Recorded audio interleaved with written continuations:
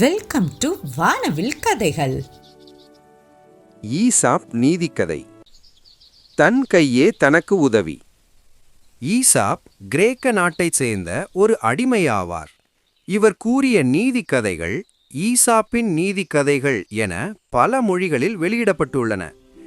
எளிய முறையில் கதைகளில் சிறந்த நீதியை சொல்லுவதில் ஈசாப் மிகவும் தேர்ந்தவர்.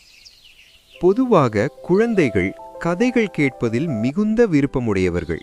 அவர்களுக்கு கதைகளோடு சிறந்த நீதிகளையும் மனதில் பதியச் செய்தால் அது அவர்களின் வாழ்நாள் வரையும் மனதில் பதிந்து தக்க சமயத்தில் கை கொடுக்கும். கதைகளினால் குழந்தைகளின் கற்பனை திறன், படைப்பாற்றல் திறன், சிறப்பான பேச்சு, சூழ்நிலையை கையாளும் திறன் ஆகியவை மேம்படும் என்று நன்கு அறிந்த ஈசாப் அடிக்கடி அவர்களுக்கு கதை சொல்வார். கதை தொடக்கம். ஒரு கிராமத்தில் விவசாயி ஒருவர் வயல்வெளியில் நெல் கதிர்கள் அறுவடைக்கு நின்றன. அந்த வயல்களில் நெல் மணிகளுக்கிடையே ஒரு வானம்பாடி பறவை கூடு கட்டி 3 குஞ்சுகள் பொரித்திருந்தது.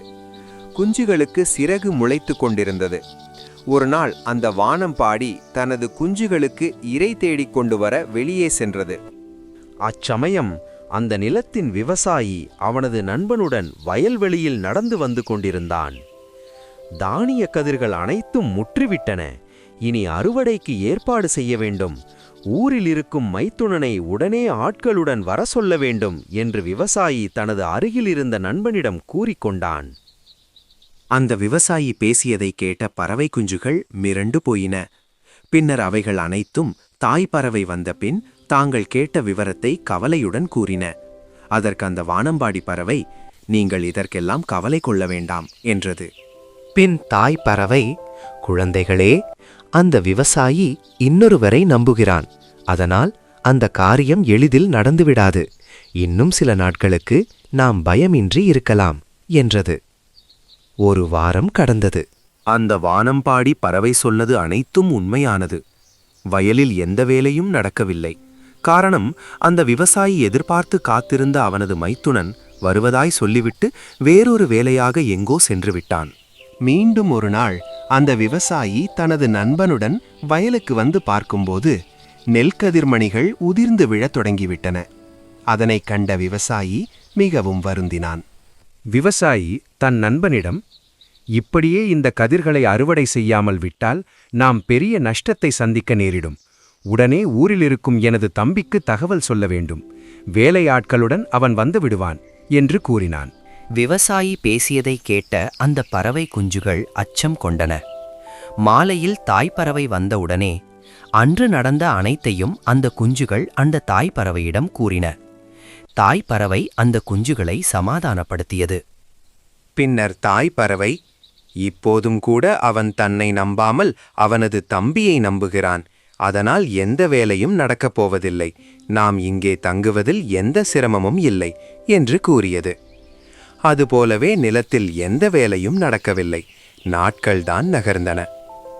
அடுத்த வாரமும் அந்த விவசாயி தனது நண்பனுடன் வயல்வெளிக்கு வந்தான். வயலில் கதிர்மணிகள் நிறையவே உதிர்ந்துவிட்டன.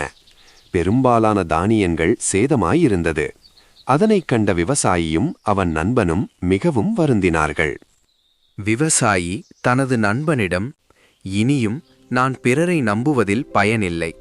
நாளையே சில வேலையாட்களை என்னுடன் அழைத்து வந்து அறுவடையை செய்து முடிக்கிறேன் என்று நண்பனிடம் வருத்தமாக கூறினான். நண்பன் அமைதியாக கேட்டுக்கொண்டிருந்தான். இதனை கேட்ட அந்த பறவை குஞ்சுகள் சிறிதும் பதற்றமில்லாமல் மாலையில் தனது தாயை கண்டதும், அம்மா, வழக்கம் போல விவசாயி வந்தார். நாளைக்கு அவரை வந்து அறுவடையை செய்யப் போகிறாராம் என்றன. அதனை கேட்ட அந்த தாய் பறவை கவலையும் பதற்றமும் கொண்டது. பின்னர் தாய்ப்பறவை, குழந்தைகளே, யார் ஒருவர் தனது சக்தியையும் திறமையையும் நம்புகிறாரோ அவர் நிச்சயம் தீர்மானித்தபடி செய்வார். இனியும் நாம் இங்கே இருக்கக்கூடாது என்று கூறிவிட்டு பறக்க தயாரானது. குஞ்சுகளும் தாயுடன் பறக்க தயாரானது. அடுத்த சில நிமிடங்களில் தாயுடன் சேர்ந்து குஞ்சுகளும் கூட்டை விட்டு கிளம்பி பாதுகாப்பான வேறொரு இடம் தேடி பறந்து சென்றன. அதே சமயம் வீட்டுக்கு செல்லும் வழியில் விவசாயி தனது ஆட்கள் சிலரை காலையில் அறுவடைக்கு வரும்படி கூறிவிட்டு மறுநாள் அறுவடைக்கு வேண்டிய ஆயுதங்களை தயார் செய்தான். அடுத்த நாள் காலை வயல்வெளியில் விவசாயி தனது ஆட்களுடன் வேகமாக களத்தில் இறங்கி அனைத்து வேலைகளையும் செய்து முடித்தான். பிறரை எதிர்பார்க்காமல் இன்று போல் அன்று வேலை செய்து இருந்தால் இவ்வளவு நஷ்டத்தை நான் தவிர்த்து இருப்பேன் என்று நினைத்து தன்னையே நொந்து கொண்டான். கதையின் நீதி: பிறரை எதிர்பார்க்காமல் நமது தேவைகளை நாமே பூர்த்தி செய்து கொள்ள வேண்டும். தன் கையே தனக்கு உதவி. இதனை மறக்கக்கூடாது. நன்றி. மீண்டும் சந்திப்போம். Thanks for watching. Don't forget to share with your friends and kindly subscribe our channel. Fantasy Story. The upcoming story. Stay tuned with us.